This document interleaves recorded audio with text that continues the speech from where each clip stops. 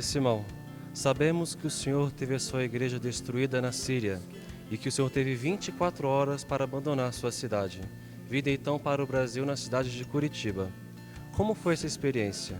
O Senhor recebeu ajuda de outros cristãos ou de outras denominações? Fale-nos um pouquinho. Uma experiência cheia da tristeza.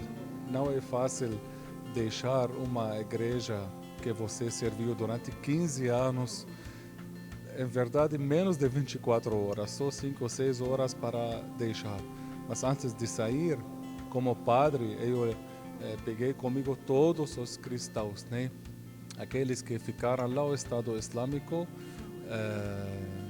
mandou fatwa, nome em árabe fatwa, é um mandamento para matar todos os cristãos. Graças a Deus, mas estava uma experiência cheia de tristeza. Não é fácil, mas como cristão tem que falar assim. Eu não vivia numa cidade, não vivia numa igreja, eu vivia no coração do Senhor Jesus Cristo. Ainda estou vivendo no coração dele. Então tem que esquecer esse caso emocional.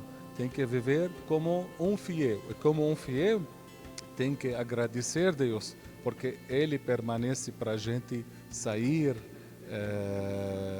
da mão do Estado Islâmico. Eu recebi muita ajuda, não só dos católicos, não só dos evangélicos, também dos muçulmanos.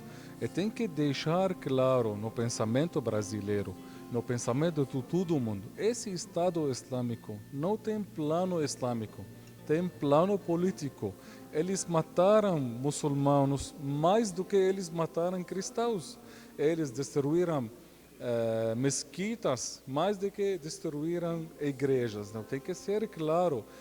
Em verdade, todas as pessoas que estão fazendo agora terrorismo, né, sobre o mundo, são muçulmanos, tá bom, mas não em nome de Islã. Muitas pessoas muçulmanas nos aguardaram, nos cuidaram durante a guerra e nos ajudaram a sair da nossa cidade. Olhando para o sofrimento de tantos cristãos, perseguições, martírios, isso fortalece a nossa fé? Fortalece muito. Sabe por quê? Porque o cristão, como o ouro, se você tem ferro e ouro ou prata, e tal mais ou menos pratos, né? Como pode testar esses três para saber o ouro de prata de ferro? Tem que colocar no fogo, né? Tem que esquentar muito, né, para saber a verdade do ouro. Assim também os cristãos.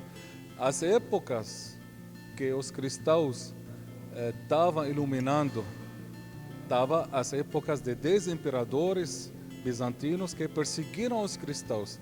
Desde o ano 80, quando os judeus decidiram que os cristãos não são judeus mais, então, como os romanos, eles começaram a perseguir os cristãos. O Senhor Jesus Cristo disse assim: eu mando vocês como ovelhas entre lobos, né?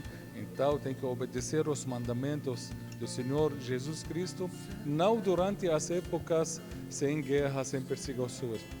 Tem que obedecer Ele durante as épocas que mais difíceis. Pastora, como a senhora acredita que nós, cristãos, podemos proclamar os altos feitos do Senhor?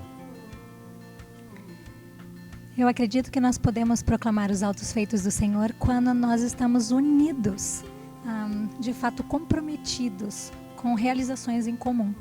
Então, estar aqui hoje, por exemplo, nesta experiência da partilha, nós proclamamos aquilo que Jesus desejou quando orou por nós, né? Que nós estivéssemos unidos.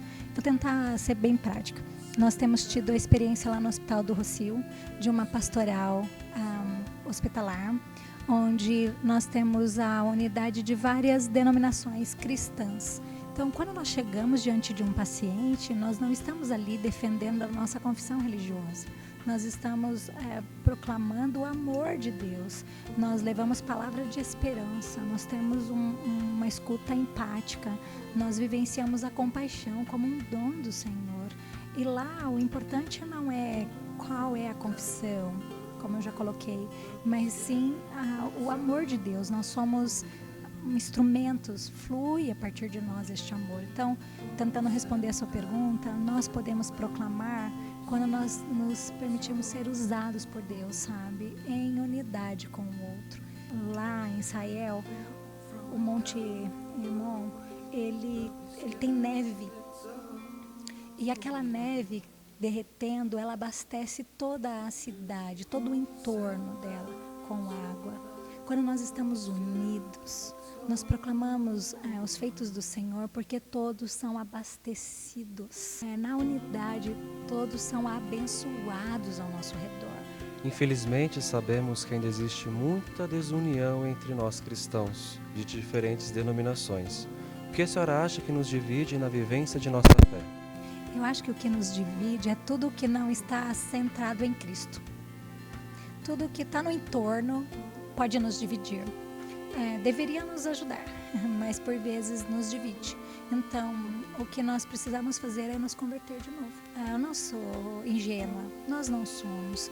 Nós temos diversas denominações por razões de interpretações da palavra, de experiências com Deus. Então, é legítimo. Conquanto se nós estivermos olhando para Jesus. A unidade na diversidade é a nossa vocação. Mas a diversidade, diz Paulo em Efésios, ela é um espetáculo, né? A multiforme graça de Deus. Então vamos celebrar a diversidade. E a unidade só é possível em Cristo. Por isso nossa conversão. A gente precisa se converter. Se a gente se converter a Cristo, a gente terá a experiência da unidade. Como poderíamos despertar em relação aos cristãos diversos um verdadeiro espírito de unidade, tendo como exemplo São Francisco de Assis? Na minha opinião, São Francisco de Assis em si é um grande exemplo de unidade, não só entre cristãos, como também unidade entre outras expressões religiosas. Nos recordamos a sua visita ao sultão, o desejo de Francisco de proclamar a todos como filhos de um mesmo Pai. E nós, como os franciscanos, inspirados pelo exemplo e pela regra de São Francisco, nos comprometemos em trilhar uma vida pautada nos valores do Evangelho. E um grande valor do Evangelho, sem dúvida, é a unidade. O próprio Cristo reza ao Pai para que todos aqueles que aceitaram a sua palavra, que têm fé no Evangelho, sejam um. O Filho reza ao Pai para que todos nós sejamos um. É uma oração fundamentada no Evangelho, este mesmo Evangelho que nós nos propusemos a viver. Portanto, para nós, franciscanos, o compromisso com a unidade é, antes de tudo, um compromisso com a nossa própria vocação de viver o Evangelho. Que São Francisco possa nos abençoar e que seu exemplo de minoridade, de humildade, de mansidão e de paz nos ajude a promover entre nós, entre os cristãos e até mesmo entre outras religiões, este mesmo espírito de unidade e de paz.